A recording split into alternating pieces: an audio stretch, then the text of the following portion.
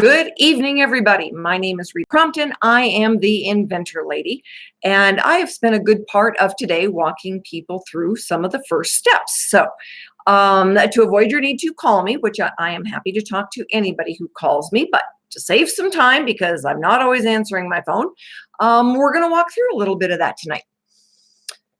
So if you go to the Inventor Lady website, that's going to be the easiest way to start. All right, go and take a look. You can see some of the products that I've been working with, but there's going to be two icons at the top that you are going to want to see. All right, one is the Inventor's Galaxy Guide. That's going to help you understand the phases. It's free. All you've got to do is open it and read it. It takes about 30 minutes.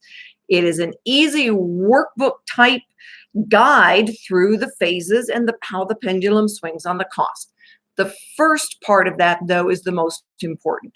It's going to walk you through what you do as a startup or what you do if you're going to look for licensing. It kind of sets the ground rules. And for a lot of inventors who, get pushed into that thinking they're in startup mode because that is the only option. All right. And okay, so let's back up just a little bit on that. Inventors get pushed into startup mode because they need money. And that is the worst place to go when you need money. Really, to say, I need an angel, I need VC funding, da-da-da-da-da-da-da-da.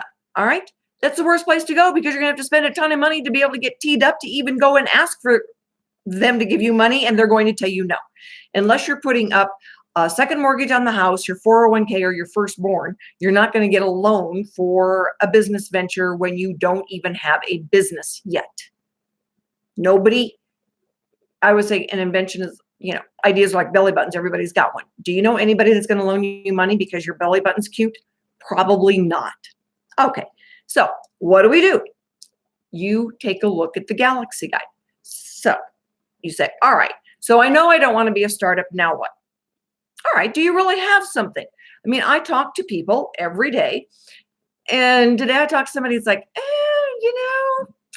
why is yours better than what's out there? It's a question I ask on a regular basis. Why is yours better?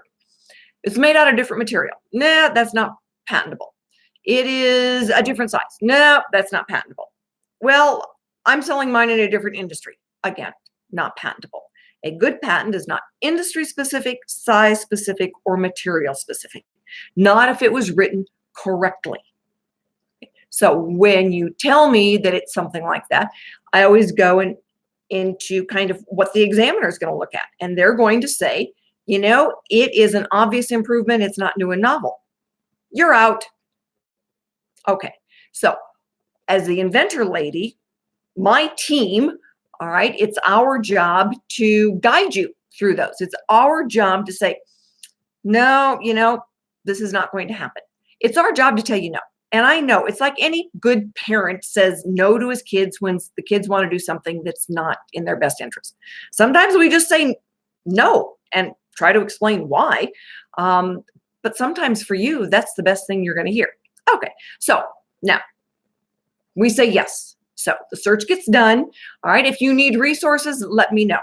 I've got different providers who do different things, and I can point you in the right direction. Sometimes that's valuable too, because I had a lady tell me that she's been over $100,000 just getting, teed up, and she's got, working prototypes, but that's it. That's a lot of money to throw at something when you don't know where you're going to end up. All right. So we want to make sure that you know what the steps are. All right. So you'll get the search done. Now you say, all right, well, I've got the money for the search. All right, a good comprehensive search, depending on who you use, starts at about $500. But if you're using a registered patent attorney, it can be as high as $2,500. If you tell me it's like, all right, I can do the search, but I can't do anything else. Now you want to take a look at Archimedes' offspring. Archimedes' offspring was named after Archimedes. And we like that name because he was probably the most prolific inventor in Western civilization. All right. And I think on my other video, I messed that up and said Western Hemisphere. That's wrong. It's Western civilization. So don't shoot me. Everybody makes mistakes. That was mine for today. I'll make another one tomorrow. But we're the offspring. Anybody that's got an idea, an aha moment, or Eureka moment, all right, it's the offspring. That's great. That's, fun steps to follow in. And I talk to inventors every single day who have, at least from the beginning of the description, an aha moment that sounds like a lot of fun. And certainly, there's a market for it. The gentleman from Virginia, very cool idea. I was excited about that one. I don't get real excited about a lot of things, but that one got my attention. So when we're looking at the steps, all right, and the guide, the Inventor's Galaxy Guide, that is your first set of steps. Archimedes Offspring, click on that one, go to the site, you read the Inventor's page all the way to the bottom, and then you get to click on the application, the vetting form. We don't put it at the top, we don't put it on the side, we don't put it in the middle. There's a reason. We need you to read the entire page, all right? That keeps you from needing to call me or email me and ask me a question that's answered on the page, all right? Want to make sure that you've got the information available to you quickly, easily. Go to the Archimedes Offspring page, click on the inventor side, read the entire page. Now, not everybody needs funding, but you do need access then to the steps and the process and the different service providers. That's fine. There's a lot of people that are looking at the funding mechanism and they don't necessarily need licensing help. That's fine too. You read the information, you decide where you need and want the help. All right, we're there. We are there on the mentoring side of Archimedes Offspring to help you when you need the help, to guide you when you need the guidance, and to offer you service providers when you need different service providers, or at least offer you options. All right, so when we're going through those steps, right, those are important ones. I had a couple of people today that they're fairly well teed up in the process, and they go, I can't get it to market myself. I want to license this.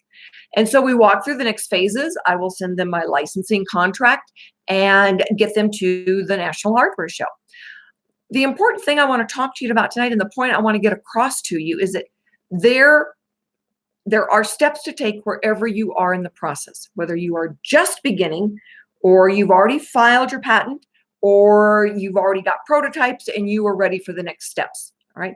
Inventors tend to get stuck somewhere along the line. And every once in a while, we've got somebody that we need to back up and take another look at it. Patents, if you file pro se, that's just a big no-no. There are reasons why, right? Licensees don't like it when you do it yourself. They want a registered patent attorney. You need to understand their point of view. If they are going to put $250,000 up to $500,000 getting your product to the marketplace, the least you can do is use a registered patent attorney to file the darn patent. They're paying you for the right to use something. All right. They're going to defend it if you end up being infringed on. So they expect you to do it the correct way. Doing it yourself is not the correct way. So if you did that, doesn't mean you shouldn't call me. It doesn't mean you shouldn't go through the vetting process. What it does mean is that we're going to back up a couple of steps and we're going to have another registered patent attorney take a look at it. All right. And when it's appropriate, you will then be changed over to a registered patent attorney to represent you. All right. For some, it means filing a continuation in part, a change or an improvement on what you filed. Inventors, when you do it yourself, right? And this makes sense. All right. You do it yourself. You know what it is. You write what it is. And that's the error, right? The nuance, the dance with when you're creating the patent is that you bump up against the other intellectual property that's out there. It's not to be that specific.